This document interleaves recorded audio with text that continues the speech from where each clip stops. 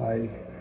आज हम लोग सिंधु घाटी सभ्यता के बारे में पढ़ेंगे। और पिछला वीडियो में जैसा कि हमने बताया आप लोगों की पाषाण काल के में बढ़ाया था कि इतिहास को कैसे पढ़ा जा सकता है, उसको कितने भागों में बांटा गया है। तो इतिहास को हमने 3 भागों में बांटा था, प्राग ऐतिहासिक काल, आदि ऐतिहासिक काल और ऐतिहासिक काल का बांटा था। तो उसमें से हम लोगों ने प्राग ऐतिहासिक काल को पढ़ा। प्राग ऐतिहासिक काल में क्या था, पूरा पाषाण काल था, मध्य पाषाण काल था, नवपाषाण काल था। तीनों कालों में क्या क्या परिवर्तन हुए उसके बारे में पढ़े, है ना। और क्या, जैसे कि उसमें क्या पूरा पाषाण काल में जैसे कि सारे काल में एक चरण था, कौन कौन से चरण किस में आएंगे, और उसमें क्या था, हथियार थे कि भाई किस किस काल में कौन से हथियार इस्तेमाल हुए उसके बारे में पढ़ाई की है। और हथियार हो गया, और उसके बाद कृषि कौन से काल में आया, और खेती बाड़ी कौन से कृषि या खेती बाड़ी किस काल में आया, पशुपालना किस काल में शुरू किया, और बस इन सब बारे में। और शिकारी कब बने, वो खाद्य संग्रह के लिए एक जगह से दूसरी जगह जाने के लिए वो क्या किए, और ये किस किस काल में हुआ, इसके बारे में हम लोगों ने पिछला वीडियो में डिस्कस किए थे। जो पुरातात्विक स्रोतों के माध्यम से जो कुछ भी मिला था उसका डिस्कशन चला था, और पूरा पाषाण काल में हम सारा चीज़ पढ़ लिए। ठीक है, अभी उसमें से हम जो 3 भाग हमने बताए थे, 3 भाग जो हमने बताए थे, प्राग ऐतिहासिक काल, आदि ऐतिहासिक काल और ऐतिहासिक काल। तो उसमें से हमने प्राग ऐतिहासिक काल को पढ़ लिया। ठीक है, अभी हम आदि ऐतिहासिक काल को पढ़ेंगे। ठीक है, अभी हम उनमें से आदि ऐतिहासिक काल को पढ़ेंगे। तो आदि ऐतिहासिक काल में क्या है, तो तीनों कालों के बारे में हमने जैसे बताया था। प्राग ऐतिहासिक काल, प्राग ऐतिहासिक काल क्या है, लिखित स्रोत बिल्कुल नहीं मिला है। जो कुछ भी मिला पुरातात्विक के माध्यम से उसको बताया गया कि ऐसा ऐसा था। और सेकंड में क्या था, आदि ऐतिहासिक काल। आदि ऐतिहासिक काल में था कि इसमें लिखित में था, लेकिन इसको पढ़ नहीं पाया। जो सिंधु घाटी सभ्यता का सारा चीज़ आता है उसमें, ठीक है, वो है आदि ऐतिहासिक काल। मतलब लिखा है, उसको पढ़ ही नहीं पा रहा, तो ये आधा काम हुआ ना भाई। तो इसलिए आदि ऐतिहासिक काल। उसके बाद प्राग ऐतिहासिक काल क्या, उसमें जो लिखा है उसको मिला है, जो लिखा है उसको पढ़ा गया है, पढ़ पाया लोगों ने, इसलिए उसको ऐतिहासिक काल या इतिहास बना दिया। अब हम आते हैं उसको आदि ऐतिहासिक काल में ही पढ़ेंगे। आदि ऐतिहासिक काल जो सिंधु घाटी सभ्यता है।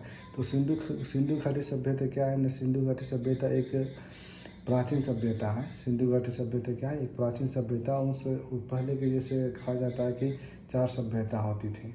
4 सभ्यता थी। एक होता था मिस्र की सभ्यता, होता था मेसोपोटामिया का सभ्यता होता है, जिसमें उस मेसोपोटामिया की सभ्यता में सुमेरियन सभ्यता भी एक होती थी।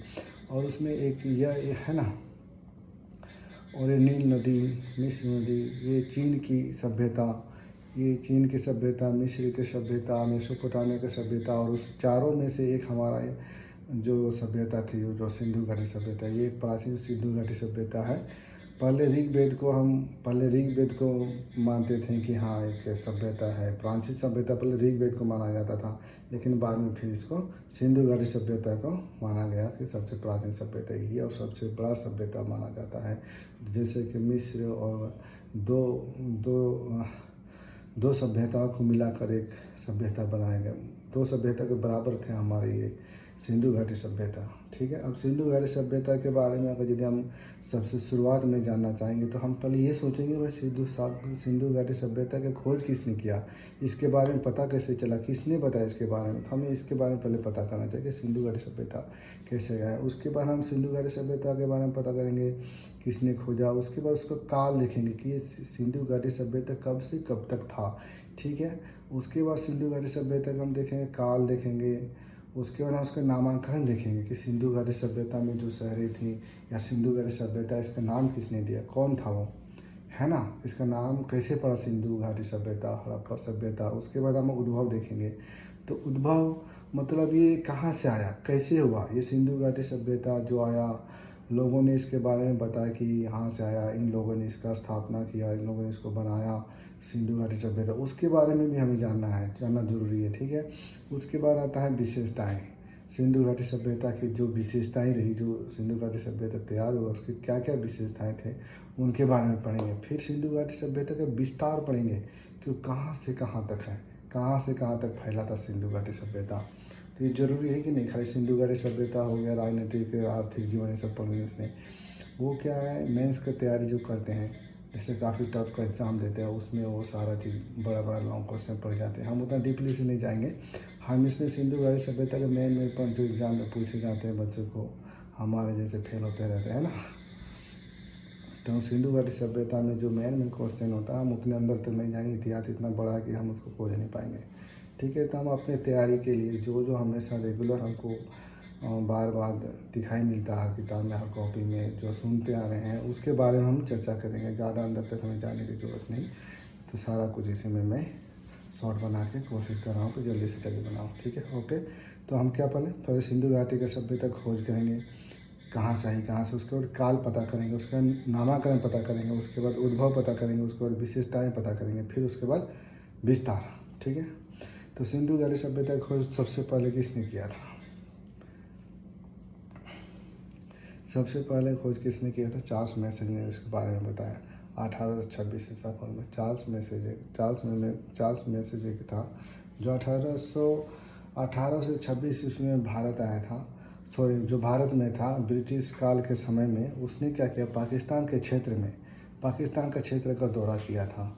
तो उसको वहाँ पे कुछ मिलने लगा था कि पाकिस्तान का क्षेत्र में जो हड़प्पा जगह है, तो वहाँ पे चार्ल्स मैसेज आया और वहाँ पे उसने काफ़ी खोजबीन किया।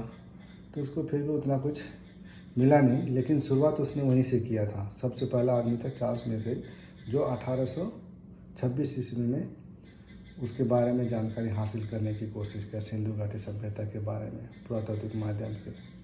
ठीक है, और ये सारी घटनाएं जो उसने खोजबीन की, जो गया आया, कहाँ से कैसे किया, सारी घटनाओं को उसने एक किताब में लिख दिया। उस किताब का नाम था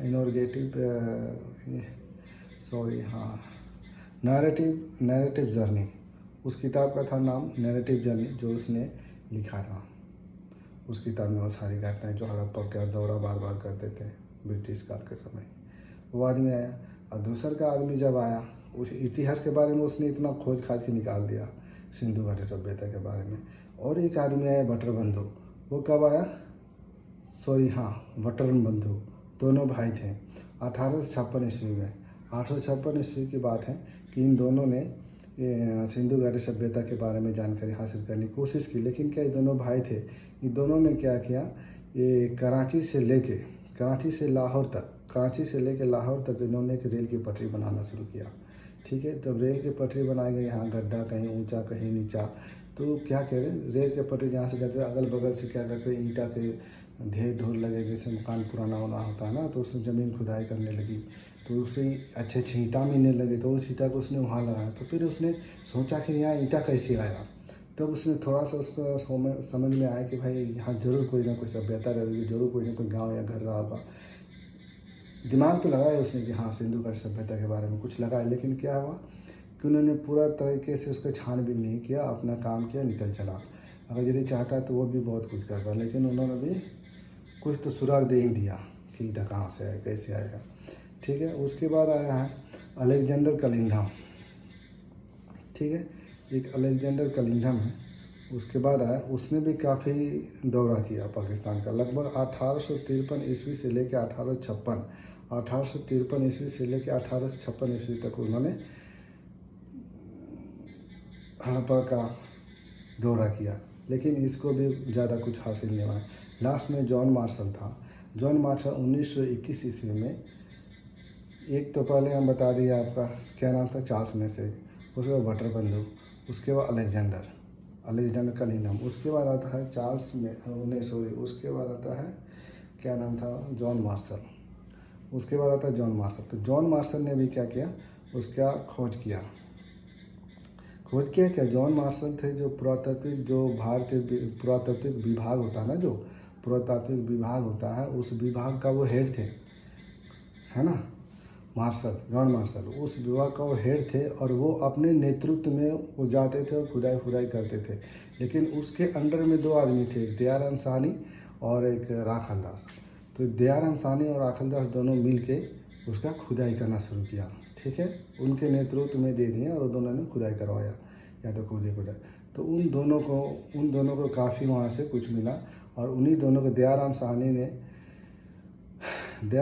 ने ही हड़प्पा का खोज किया।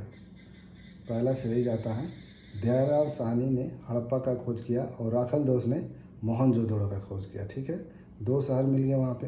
दयाराम साहनी ने हड़प्पा का खोज किया। ठीक है, 1921 में दयाराम साहनी ने हड़प्पा का खोज किया और राखालदास ने मोहनजोदड़ो का खोज किया। दोनों का हो गया। लेकिन ये जो इसका नेतृत्व करता कौन थे इन दोनों का? जॉन मार्शल के नेतृत्व में खुदाई शुरू हुआ, लेकिन इसको खोजा किसने? राखालदास ने और दयाराम साहनी ने। ठीक है, यहाँ तक ही क्लियर हो गया। 4 आदमी के नाम हैं। ठीक है, उसके बाद आते हैं काल, कि काल कब से कब तक रहा। सिंधु घाटी सभ्यता का काल कब से कब तक रहा? सिंधु घाटी सभ्यता का कितना था? 3250 से लेके 2750। ठीक है, हाँ।